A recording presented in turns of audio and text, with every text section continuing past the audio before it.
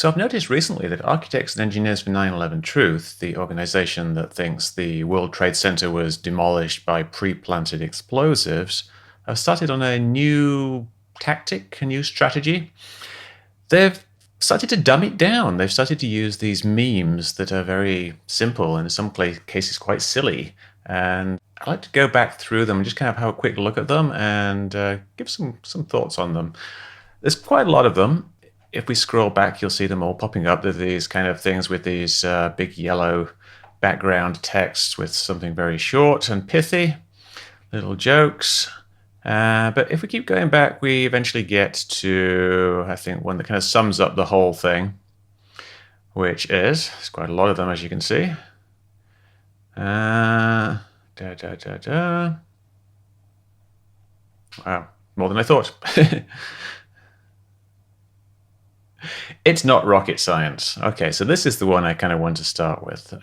This is kind of like started off the whole thing for me when I saw this one, and I thought, what does this mean? It's not rocket science. This is a building exploding.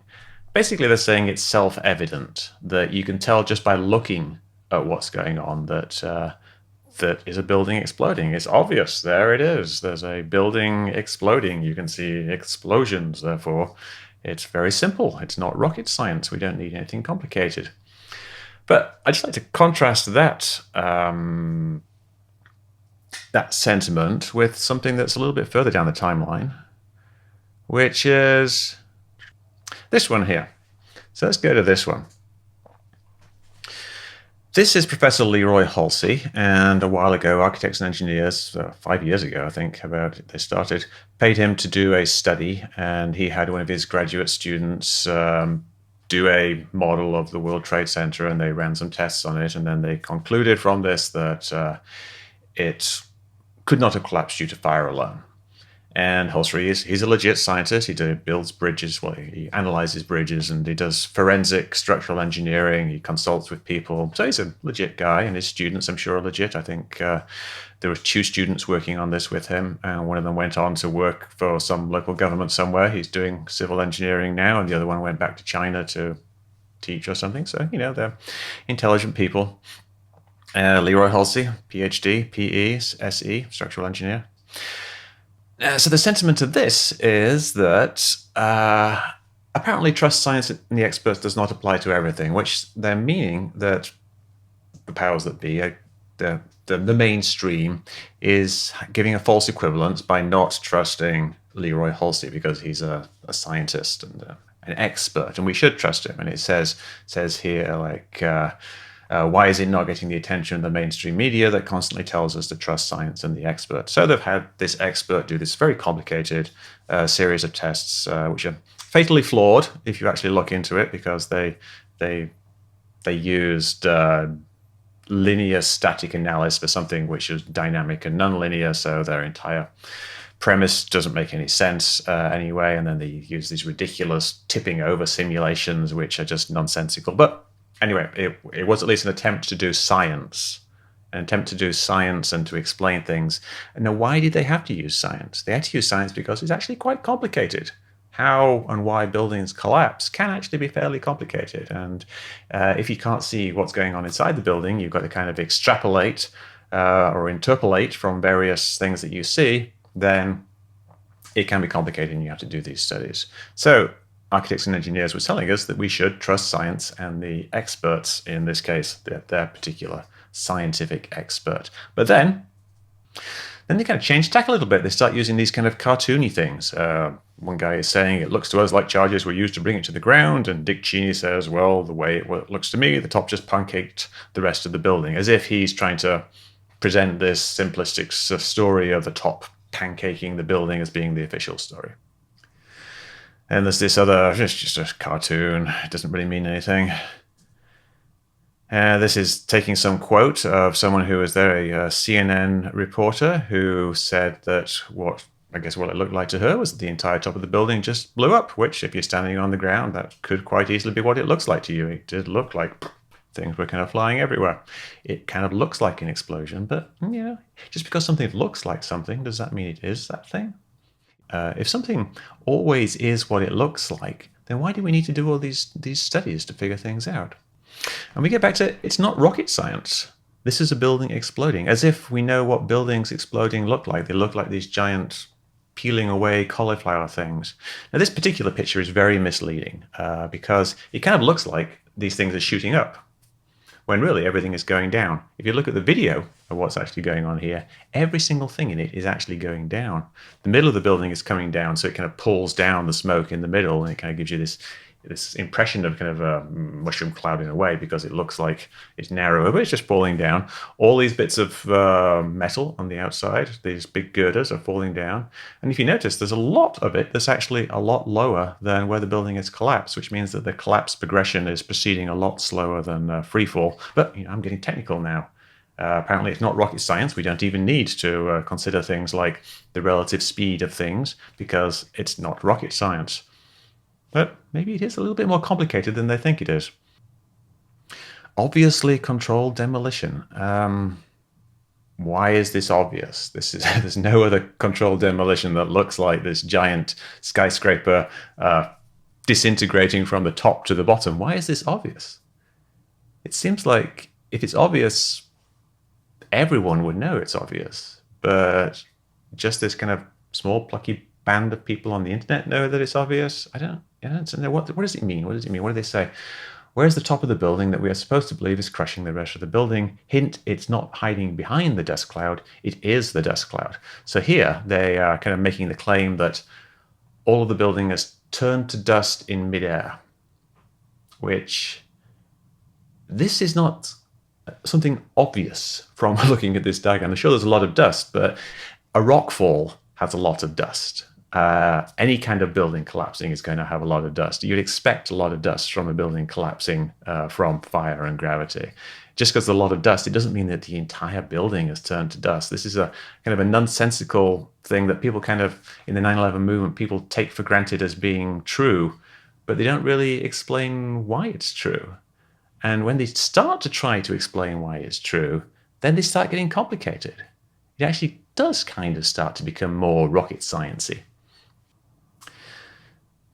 So here's a quote where PhD engineers go to have trouble getting a handle on Building 7. Now, this is, the have trouble getting a handle on Building 7 was just an early admission by NIST that it was difficult to understand exactly what went on with Building 7, because it's actually very complicated. Not because it's obvious what went on with Building 7, but because it's actually quite complicated.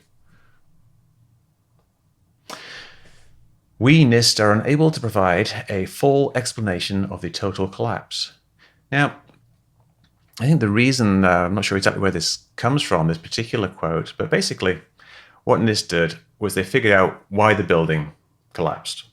And they did simulations of it, and they did analysis of it up to the point that the top part of the building started falling through the bottom part of the building.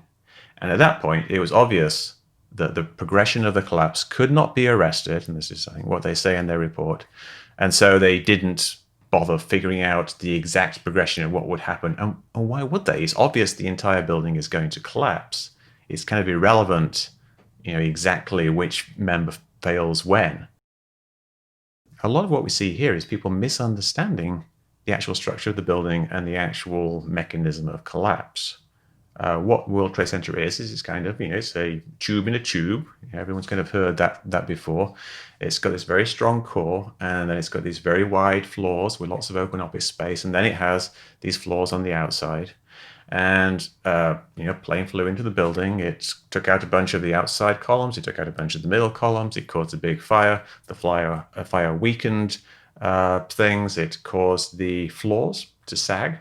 So they went from being supporting the outside of the building to actually pulling the building in. Because if you can imagine something turning from essentially a rigid structure into like a chain, a very, very heavy chain that pull things in, that's what happens. So the building is pulled inside, the columns can no longer support the weight of the building above, and it starts to fall down. It falls down mostly through the floors. The floors are only designed, and by the floor I mean the area between the core and the outside, or areas between columns in the center of the building. It falls down through these spaces because it can't fall through the columns. The columns are supporting the upper part of the building. If you've got a very strong column, it's going to be a lot harder for it to fall through that. But it can fall through the floors very, very easily. And this is something you actually see. You actually see if you watch the videos of the collapse, that the core remains and the walls kind of remain, and the walls kind of actually peel away. And if you look at this picture here, try controlled demolition, you can see there's actually puffs of smoke quite a bit lower than the actual visible collapse wave. And the reason for that is that the collapse actually happens inside the building first. You see there are floors collapsing inside the building, and obviously that compresses the air quite tremendously. Imagine 200 feet by 200 feet. That's a lot of air, and it's got to go somewhere. And it strips away the floors on the inside, and then the walls actually kind of fall outwards, and there's a lot of air being pushed outwards as well. So you get this combination of bits of the wall falling outwards, and you get these big clouds of smoke being pushed out by the air. It's complicated, but once you actually understand it, it's reasonably straightforward. So is it rocket science? I don't know. I'm kind of torn, like when I'm explaining things, do I give a very, very detailed explanation, or do I give a very, very simple explanation and then I have to explain more things later? It seems like architects and engineers for 9/11 Truth are not really just giving a simple explanation here. They're saying that it is simple. It's actually complicated. You've got to look into these things to actually figure out what's going on, and it's not immediately obvious. It's not immediately obvious why a sagging floor would pull in the outside columns. That kind of doesn't make sense to a lot of people. I have little videos explaining it, but it's a complicated thing. It's not rocket science, but it's not simple either. And this is someone again saying, the perception was that the building looked like it had been taken out with charges. If you're on the ground at the time looking up at a building, yeah, it might look like that.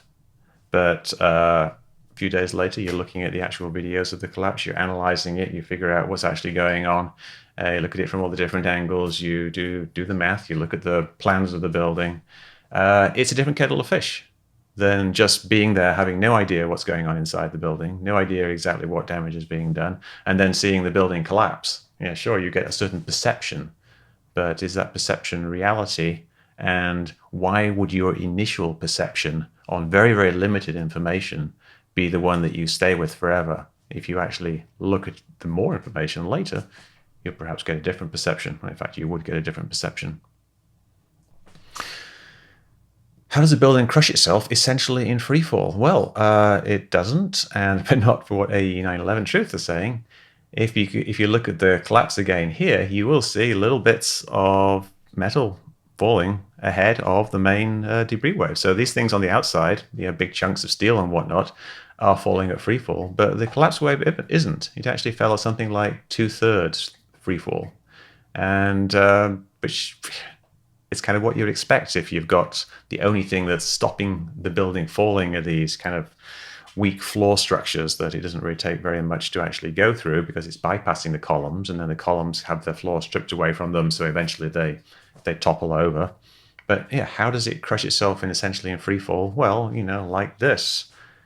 Perhaps you need to do a little bit of math. Perhaps it is rocket science. Perhaps it is a little bit more complicated than you think. What do you see?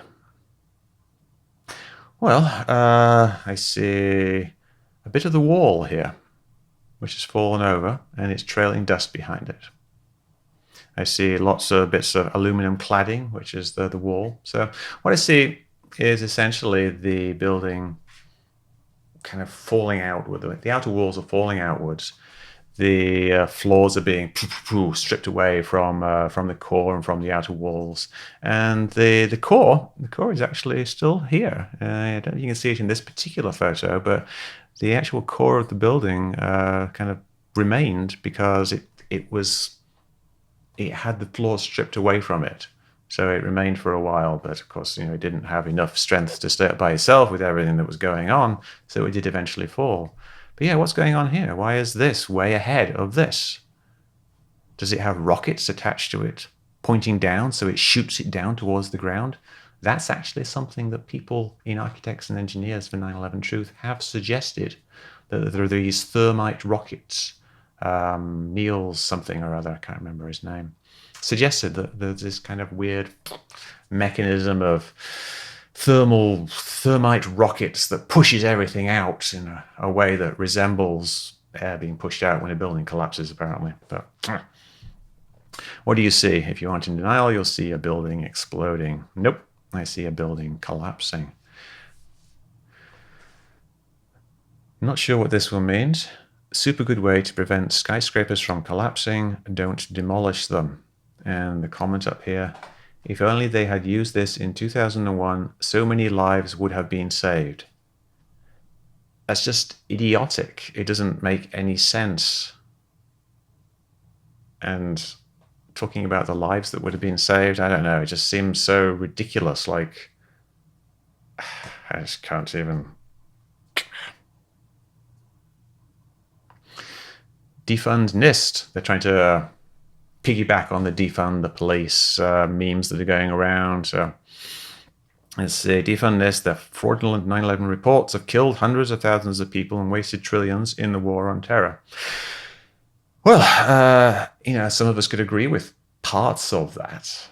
Not that NIST is responsible, but that the US government used 9/11 as a pretext for invading countries like Iraq. It gives them kind of carte blanche to go and do this war on terror by invading other countries, and wasted trillions. I'm not sure about trillions. That seems rather a lot, but yeah, certainly there's a lot of money wasted in the military-industrial complex, and 9/11 was used as justification for that. But that, just because bad things came out of it, doesn't mean that the actual report itself was fraudulent. If the report was entirely accurate, then you would have the same result.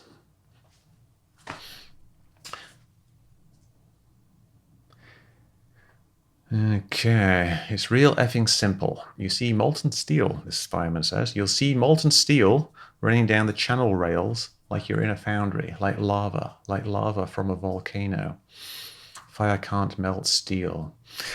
Fire can't melt steel, no, this is true, but there's really no indication that there was any molten steel. There wasn't any molten steel actually recovered. And the way they talk about the molten steel is that there was these rivers of it. Like, days after the collapse, there's rivers of molten steel. If there was rivers of molten steel, there would be huge puddles of molten steel, like essentially huge collections of molten steel. Nothing like that was found. This firefighter, I'm sure he saw something that looked like molten metal, and it might have been molten lead, for example, molten aluminum in a very fiery environment. But running down the channel rails, these channel rails, what are they made of? Why don't they melt when molten steel, perhaps the hottest thing around, is running down them? But anyway, that's kind of a little point. But again, they're saying it's real effing simple. Fire can't melt steel. So if these things are true, then why do we need all these architects and engineers to tell us this? Why do we even have an organization called Architects and Engineers for 9/11 Truth? If it's real effing simple, we just need to put out a few little memes like this, and the whole jig is up. Everyone will say, "Oh yeah, all that steel, all those tons of steel that they found on the World Trade Center site," because they didn't. They didn't find tons of steel on the World Trade Center site. This is just getting a bit ridiculous. Sideshow Bob. Come on, people, when it looks like my hair, it's a controlled demolition. Of course, because all controlled demolitions look like Sideshow Bob's hair. No, this is actually a pretty unique situation. This is something that you don't actually see in controlled demolitions. You don't demolish buildings from the top down. You don't demolish them by seemingly blowing up the floors inside and having the walls flop out from the top down. No, you plant some explosives at the bottom of the building, and you have the building kind of come down. It doesn't look like a controlled demolition. And resembling Sideshow Bob's hair is making light of this situation. It's just kind of ridiculous and a little bit distasteful, really. Okay, so yes, and this is when a 12,000-page report, which is all of the NIST reports combined. I think the actual report itself was about 900 pages, still quite a lot, very complicated thing. only has half a page on the events following the collapse initiation, i.e. the actual collapse. You know it's a fraud. But why? They did everything up to determining that collapse could not be arrested. And they did the math quite simply, it's a floor is the span between one column and another column. And a floor is only designed to support its own weight and the weight of people walking around on it, and then a safety margin and furniture and whatnot. Floors don't support the columns. The columns just go all the way up through the building. They support themselves. The floors are just attached to the columns. So when something is stripping away, when something is falling through the floors, through this area here, not through the columns, through this area here, it just goes boom, boom, boom, boom, boom, strips away. And then the walls on the outside, they're not supported. Then there's all this stuff going on, and they get knocked over. The inside that gets that eventually loses all its support. Things get stripped away enough that it falls over. Once that process has started, it can't be stopped. The floors could only support, NIST calculated, and I don't think there's any real dispute about this, 12 times their own weight, which is quite a lot, really. If you think a girder could have 12 girders stacked upon it, that's a good static load. But what we had wasn't just 12 girders gently stacked upon it. It's like 12 girders dropped upon it from a great height. At first 12 feet or so, but after that, hundreds of feet. So eventually the collapse wave is going 100 miles an hour. So you've got these hundreds or thousands of tons of steel coming down at 100 miles an hour to something that's only going to support 12 times its own weight gently placed upon it. It's just going to go poof. It will fail in a fraction of a second. So they knew this. This was reasonably obvious to NIST, and they didn't need to say exactly which floors fell when. Why would they? What's the point? What is the point of saying exactly? You wouldn't know because it's so chaotic. There's no way of knowing exactly what's going on. It's just obvious that the building has collapsed to a certain extent that there's no stopping it. It's going down. The top part of the building is going down and gathering mass as it hits everything else. And it's not just hitting. It's not like boom, boom, boom, boom, boom. It's this huge chaotic mess, like a big wave of debris coming down and kind of getting compacted and spreading out and doing all kinds of things. It's not actually that simple. It's actually quite complicated. But they could have simulated it. They could have done a simulation that would have demonstrated the building falling and collapsing, but there was no point because it wouldn't have accurately shown exactly what happened because, chaos theory, one thing hits another thing, it hits something else, and a couple of seconds, everything is completely out of whack, and you don't even know what the starting conditions are exactly anyway, because you don't know exactly which columns were taken out or which columns failed first. So it would be a pointless exercise to simulate beyond the initiation of collapse and its inevitable progression. It's inevitable, so there's no point analyzing the events following collapse initiation because the events following collapse initiation are obviously going to be the building falling to the ground. Architects and engineers can't figure out why the building fell to the ground, but I think that's more a reflection on them than on anything else. Fire can't melt steel except for these magic fires in the World Trade Center. This is not showing melted steel. This is showing essentially burnt steel, which means a chemical reaction of some sort has occurred. It's not melted. Melted steel looks like little blobs of steel. This is something that happened in the fire after the collapse, probably. And I think there's the University of Warwick, look it up, did a study on this, and they said they studied the crystalline changes of the steel, and they said it would actually have taken several days to happen. But it's all very complicated stuff, this thing. It's not this simple fire can't melt steel, here's some melted steel. This isn't melted steel. This is steel that has undergone a complex chemical reaction over several days in the debris pile, which was burning and had all kinds of stuff in it. It's complicated.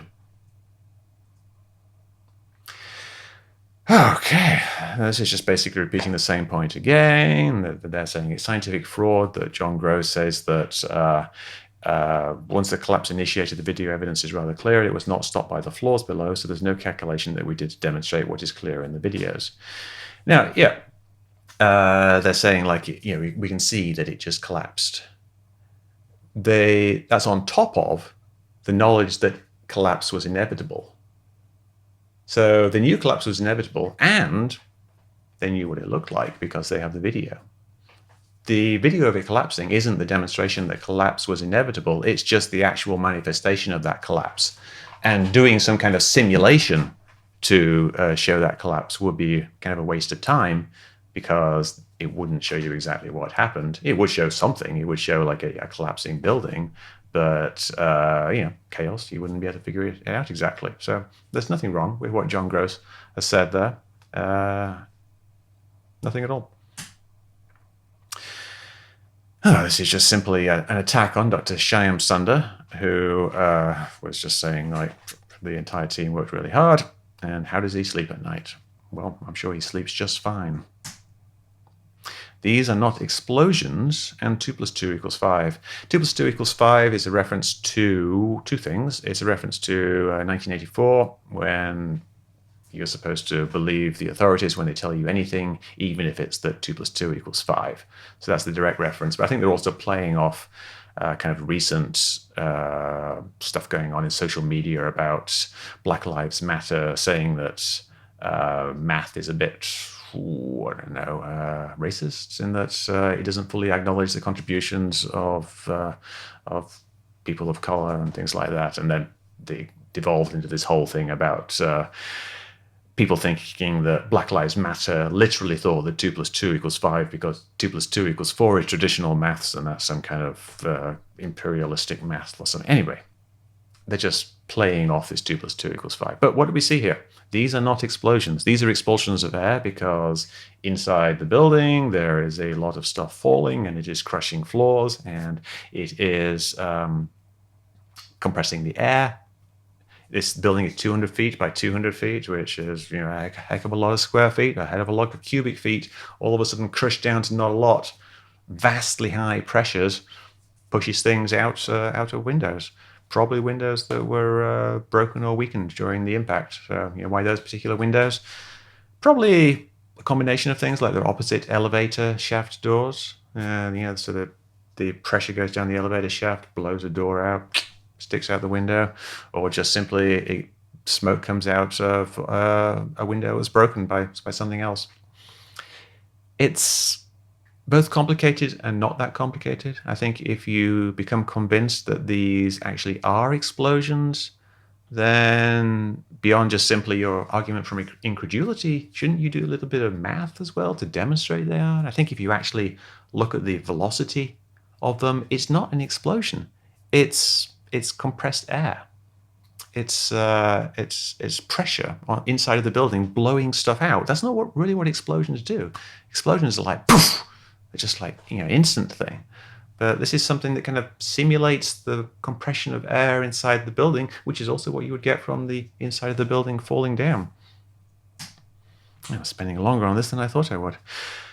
So this is just the quote that they had earlier. Shyam Sundar says, I don't really know. We've had trouble getting a handle on Building 7. I think that comes from earlier, because this picture is actually from the presentation when it was explaining what they thought happened in Building 7. And early on in the investigation, they did have a trouble getting a handle on Building 7 because they didn't understand why it would have collapsed, because the fires didn't burn hot enough to damage the columns. And eventually they figured out that the fires burned hot enough so that thermal expansion of beams would damage a lot of connections, and eventually this accumulated damage would cause some floors to collapse, and it would strip the floors away from the columns, and at that point the column would be weak enough to fail, and then it failed below the penthouse, failed on the inside of the building, and then outside the building is unsupported, outside the building falls down. There was an explanation, but initially, yes, they had trouble getting a handle on it. War is Peace. Again, this is a 1984 reference, and people are being told that war is peace. They're being told these contradictory things, and so because of that, this is a natural building collapse. And again, we've got these little puffs of ejected debris down here, which is because of compressed air. Probably this one specifically is from something that's opposite an elevator shaft, and it's blown the doors off and blown it out, but who knows? Who knows what's actually going on inside that building? But we do know that the inside of the building is definitely failing before the outside of the building. It's not complicated. It's not complicated. If it's not complicated, why did you pay Leroy Hulsey at the University of Alaska Fairbanks, I think $340,000 to have his graduate students build a complicated model, flawed, but complicated, model of the World Trade Center 7 to investigate what happened? Why are you now thinking about doing the same thing with the Twin Towers? If it's not complicated, why do you need all these opinions of these architects and these engineers? Why do you even need these opinions? If it's not complicated, if it is in fact true that building collapses don't shatter entire steel structures and pulverize concrete floors to dust, and that's what actually happened, then you don't actually need all the scientists. You can just point out these simple things like you're trying to do now. You can point out these simple things and everyone will believe you. Why don't the vast majority of the world's engineers believe you? There are literally millions of engineers who are as qualified as the majority of the people and architects for engineers in 9/11 Truth. A lot of them are retired. A lot of them are old. Some of them are single. Some of them don't actually have children. Some of them cannot be threatened. Some of them might be dying soon. Some of them are students. Some of them are ideologically opposed to totalitarian government. And they're going in and they're doing structural engineering. There's millions of people who would be able to actually give complicated answers to these questions, not just these simple, it's not complicated things. There actually are millions of people who are qualified to comment on it. And yet we only have this 3,000 people in architects and engineers for 9/11 Truth who really, if you read their position statements, don't have a very good understanding of what's going on. But anyway, this particular thing, building collapses don't shatter entire steel structures and pulverize concrete floors to dust. Again, they've got this weird idea that all the concrete turned to dust, which makes no sense whatsoever. You can actually see loads of lumps of concrete on the World Trade Center site. But and it didn't shatter the steel structures. It came apart exactly as you would expect. And it didn't come apart like as you would expect with thermite burning the ends of all the columns. They just the main columns just snapped at the seams essentially because they were unsupported by the floors, which had been stripped away by the falling debris. The outer sections kind of fell in, often in quite large sections, like as you would expect. They would come apart at the joins. They weren't generally ripped apart unless a plane happened to fly into them. And it basically all came to pieces exactly as you would expect if you actually understood what's going on, which apparently they don't. Oh, there's another quote here. You have, this is one of the firefighters again. You have 210-story office building. Oh, 210-story office building. That's two different buildings. You don't find a desk, you don't find a chair, you don't find a telephone, a computer. The biggest piece of a telephone I found was half a keyboard. The building collapsed to dust. Well, it didn't collapse to dust. There was lots of actual concrete, and there was lots of other things there that did actually remain. If you go to the 9/11 Memorial Museum, there's lots of things that were actually inside the building that made it out. But of course, if you've got thousands of tons of steel falling very, very rapidly and then impacting the ground in a big pile of steel girders, essentially you've kind of got the world's largest grinder or shredder, and anything that's caught up in that is going to be destroyed. You've got, if you think of the impact of one 10-ton girder falling upon another one. Now think about that falling from 100 feet. Now think about that times 1,000 with all kinds of different things going on. It's obvious, anything that's inside the building isn't going to escape unscathed unless it falls away to the sides. So, yeah, it's amazing. It was incredible. It was unprecedented. This building, one of the world's tallest buildings, collapsing and destroying most of its contents because it was basically a steel grinder. Horrible, horrible thing. But just physics. Yeah, it's a kind of a silly "Where's Waldo" thing. Where's the top of the building? And they're saying that the top of the building is turned to dust, but all the steel didn't turn to dust. Even if all the concrete turned to dust, you still got tens of thousands of tons of steel like falling down on the floors below. That steel is still there; it's still falling. And yeah, it fell to pieces. But drop a bag of rocks on your house, it's going to destroy your house. Yeah, one boulder on your house will destroy it. Turn the boulder into gravel, drop that on your house, it will destroy it. All right, well, looks like that's the last one. So I think maybe if we should go back to it's not complicated. It's not complicated. Maybe it is complicated. I think it is complicated. I kind of feel like it is actually quite complicated. And it's not as self-evident as you say. And if it was self-evident, why do you need to do all this science? And back to the start, it's not rocket science. This is a building exploding. They say it's self-evident that it's obviously a building exploding. So what's the problem? Why have you spent 20 years, 15 years or whatever, arguing this since the formation of Architects and Engineers for 9/11 Truth and not getting anywhere? Why do all the structural engineers in the world think you're a laughing stock? Maybe it's not quite as self-evident as you think it is. Maybe you actually need to do these bits of science to explain it. Maybe you got it wrong.